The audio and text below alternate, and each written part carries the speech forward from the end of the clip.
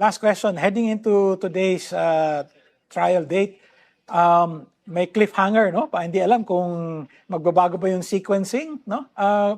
Maybe you can walk us through very, very quickly yung reasoning process ng defense, why they declined to change the sequence? Ang punto lang naman ng defense sa kanilang 4 na pages na response doon sa manifestation ng prosecution dyan ay dapat ang prosecution ay handa sa kanilang presentation. Dahil sila, and I quote Attorney Michael Poa, nasa prosecution po ang burden of proof para patunayan ang mga alegasyon laban kay Vice President Sara Duterte.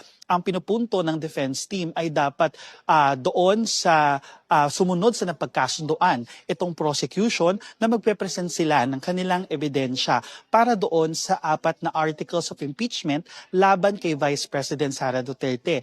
That in itself will give enough time for the defense to prepare their evidence in chief, to prepare their defense doon sa mga alegasyon na yon. Iyon yung punto nila John dito. Tinanong din natin kanina kasi may mga insinuation John na baka kaya hindi nag-agree, nag-oppose itong defense doon sa suggestion na i-alternate yung presentation ay baka wala pa silang witnesses. Naghahanap pa lang sila ng mga kanilang possible testimonial evidence na gagamitin dito sa kanilang presentation. Tinanong natin yan on record kay Attorney Poa at ang sabi niya, that's not true.